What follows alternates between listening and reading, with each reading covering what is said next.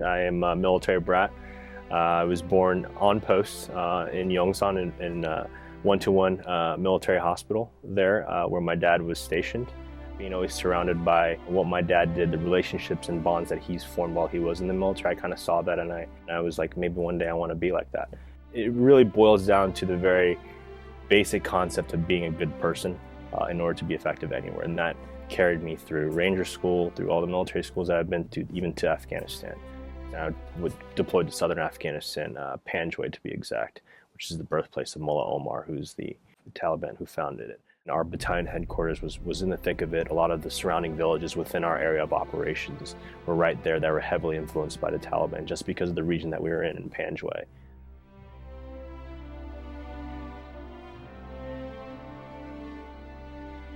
That day it started out unlike any other day, and it was a routine patrol. When we had deployed, I was actually in charge of 4 forward observers that were directly reported to me. So almost every time one of our platoons within our company went out on patrol, I was pretty much going out. We were actually tasked out to escort an engineer unit. You know, they wanted some support from the infantry guys just in case something bad would go down.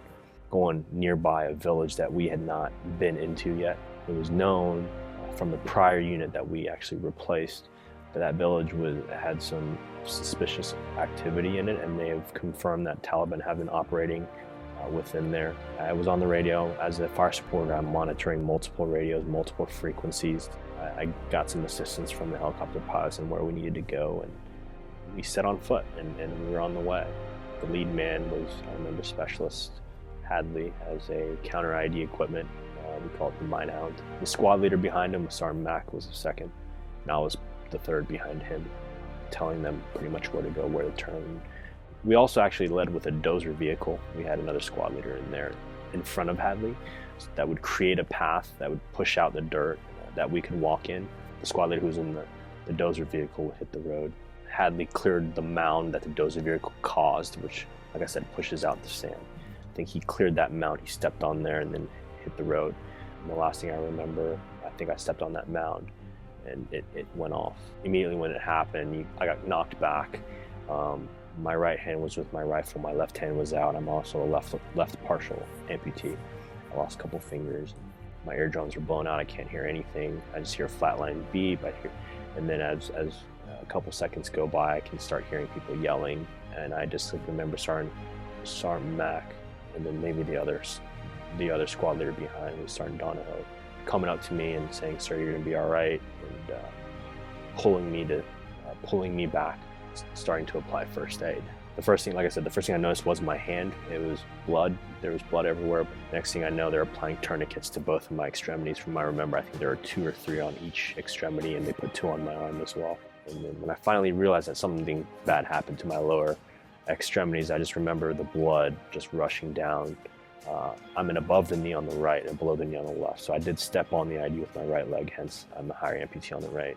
I remember my heart beating to like my blood coming out. It was really weird. It was like duk, duk, duk, duk, and I can see the blood coming in. They were tightening the tourniquet and tightening it.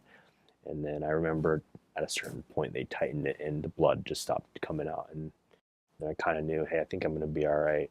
My guys were on it. Like in terms of right when it happened, our guys got on the radio immediately and called the medevac. I woke up 2 hours after my first surgery. From there on, I think I did another surgery too there, and then I got evac'd out to Bagram Air Force Base, to Walter Reed in Bethesda. It took me, I think, 4 days to get there. If one of my guys had stepped on that IED, had me as a leader, me as a lieutenant, the one that's out there calling the shots and telling them where to go, I feel like I wouldn't have been able to bear the guilt of that. Glad that it was me and not them. If it wasn't for those guys, I wouldn't be here today. When they came back from Afghanistan, they had their fancy schmancy ball at Fort Lewis. They wanted me to be the guest speaker. I said, absolutely, I would love to see all the guys again. And it was probably one of the hardest public speaking engagements that I ever had to do, and it was actually my first official one. You know, I remember before I even went into the building, I saw one of the guys that I was with in Afghanistan, was Private Desai, And he came running over to me and gave me this big bear hug and started crying and said, "Sir, I'm so glad to see you here." Before I even wanted to see everybody else to see that, I was just like, oh man, this is gonna be tough.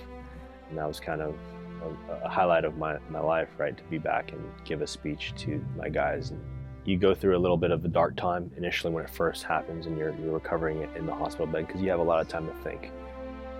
You could think of it as a setback, but for me, I convinced myself that it was gonna be something that's gonna make me stronger and make me better. We're really fortunate to be in the day and age that we are, where prosthetics are very advanced to a point where you can do anything. Like I said, there's really no other reason for me to feel sorry for myself. I did what I did. It was my job. It was my duty, nothing more.